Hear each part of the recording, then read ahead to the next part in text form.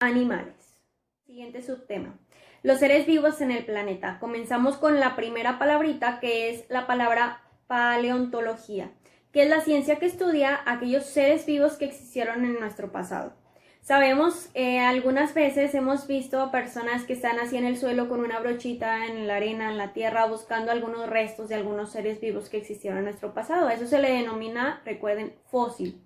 Ese es un fósil, aquellos restos que están en el sedimento de suelo y que son estudiados, obviamente, para saber de qué se alimentaban, qué tipo de ser vivo era, reproducciones, etc. Entonces, eso es un fósil.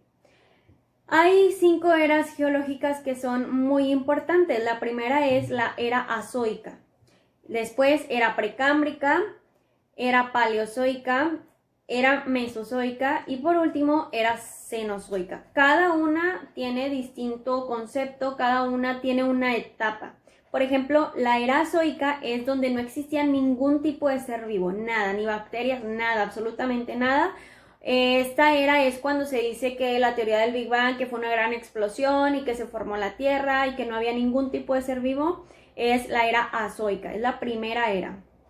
Después sigue la era precámbrica, ¿sí? En esta era se formaron los primeros seres vivos, bacterias, etc. ¿Dónde? En el mar, en el agua. Ahí se dieron los primeros seres vivos que existieron en el planeta, en la era precámbrica. Después sigue la era paleozoica. Dice que la fauna invade el medio terrestre. ¿Qué quiere decir? Como ya te mencioné, los primeros seres vivos existieron en el agua. Entonces la fauna, que son los animales, sabemos que fauna es animales, invadieron el medio terrestre. Sabemos algunos animales que se adaptan a vivir en la tierra y en el agua. Entonces aquellos que estaban en el agua empezaron a adaptarse a la tierra y en esta era paleozoica nos dice que la fauna invade al medio terrestre. Después la era mesozoica. En esta era es bien importante que sepas que es llamada la era de los reptiles porque estos reptiles, por ejemplo el dinosaurio, las víboras, etcétera, todo reptil que tú conozcas empezó a surgir en esta era. Y esta era mesozoica es llamada la era de los reptiles. Entonces, mesozoica, era de los reptiles. Y por último, que es la cenozoica, la más reciente de las eras geológicas, y es en la actual, en donde nosotros estamos. Nosotros estamos en la era geológica cenozoica.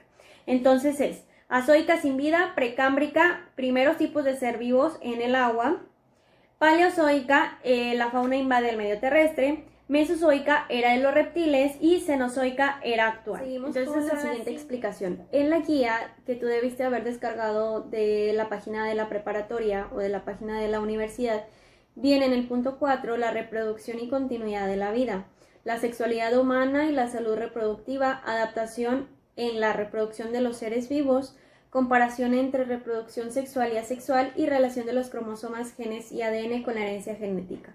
Vamos a empezar con la comparación entre reproducción sexual y asexual. Una reproducción asexual es aquella que solamente se necesita de un organismo para poder reproducirse. Es en el caso, por ejemplo, de las estrellitas de mar, que se le cae un pedacito y de ese pedacito surge otro organismo. Algunas especies de animales también son de reproducción asexual, por ejemplo, algunas especies de salamandras, escorpiones, lagartos, diferentes especies. Entonces, en comparación y al contrario de una reproducción sexual, que es aquella que se necesita de 2 organismos, es en el caso de los seres humanos y la mayoría de los animales. Se necesita, por ejemplo, en los seres humanos de una célula sexual femenina y una masculina, es en el caso del óvulo y el espermatozoide, y de los animales es completamente igual. Les digo, en la mayoría de los animales se lleva a cabo una reproducción sexual. Y esa es asexual, un organismo, y sexual, 2 organismos. Bien, dentro de este tema también se toca la explicación de los tipos de métodos anticonceptivos. Hay 4 aspectos diferentes, 4 tipos de métodos anticonceptivos diferentes. El primero son los anticonceptivos naturales, si se pudiera decir, que es, por ejemplo, el método del ritmo, el cual consiste en llevar un ritmo de tu menstruación en el caso de las mujeres para saber qué días tienes la ovulación y así no poder embarazarte. Entonces, estos son los naturales. Después, otro tipo de método anticonceptivo es de barrera, que son los preservativos femeninos y masculinos, en ese caso, pues los condones. Y también el dispositivo intrauterino en el útero, obviamente, de la mujer. Entonces, son estos dos. Hay otros más, pero son los más comunes. Anticonceptivos químicos u hormonales, en estos entran los espermicidas, las píldoras anticonceptivas y los parches, que obviamente te pones el parche y estos van a liberar hormonas. Liberan hormonas que hace que no puedas tener un embarazo al momento de tener una relación sexual sin algún tipo de método anticonceptivo. Entonces, y también por último, los quirúrgicos. En el caso de los hombres está la vasectomía, que es una pequeña operación en donde cortan las vías seminales.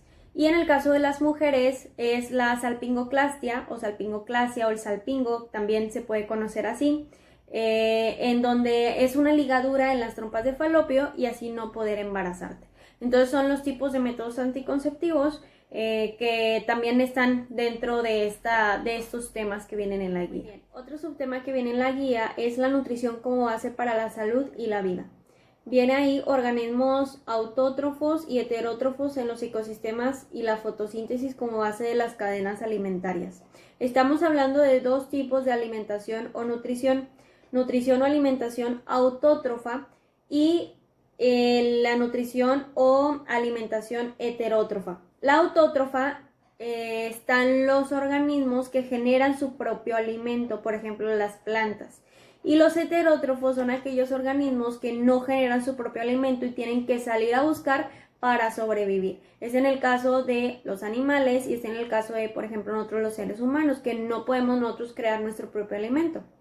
Tenemos que dependemos de algo para poder alimentarnos y sobrevivir. Por eso nosotros formamos parte de esas cadenas alimentarias o alimenticias, que ahorita se los voy a explicar. Bien, dentro de las cadenas alimenticias encontramos los organismos productores y organismos consumidores. Los organismos productores son los organismos fotosintéticos, por ejemplo, las plantas. Entonces, una cadena alimenticia empezaría, por ejemplo, con las plantas, que sabemos que son fotosintéticos porque llevan a cabo un proceso que se llama fotosíntesis. Entonces, son plantas, sería el organismo productor. Después de ahí está un consumidor, que son aquellos que obviamente consumen y son heterótrofos. ¿Qué quiere decir? Que no generan su propio alimento, necesitan buscar para poder sobrevivir. Entonces, por ejemplo, de las plantas, el consumidor primario sería un conejito. Después, ese sería el consumidor primario. Después, de ese conejito se va una serpiente, que es el consumidor secundario. Sabemos que la serpiente también es heterótrofo. Después de la serpiente se va un águila, que es un consumidor terciario. El águila también es heterótrofo, necesita buscar alimento. Entonces a eso se le llama cadena alimenticia o cadena alimentaria y están presentes los organismos productores, que son las plantas. Las plantas llevan a cabo la fotosíntesis, y los organismos consumidores, que son aquellos que son heterótrofos y buscan su alimento. Serían pues en este caso los animales. Muy bien, espero que les sirva la información. Si tienen alguna duda me pueden preguntar. De igual manera, ustedes indaguen en internet algún concepto que ustedes todavía no comprendan o no le entiendan, etcétera. Busquen en internet o ya sea pregúntenme vía Facebook o en los comentarios del video de YouTube.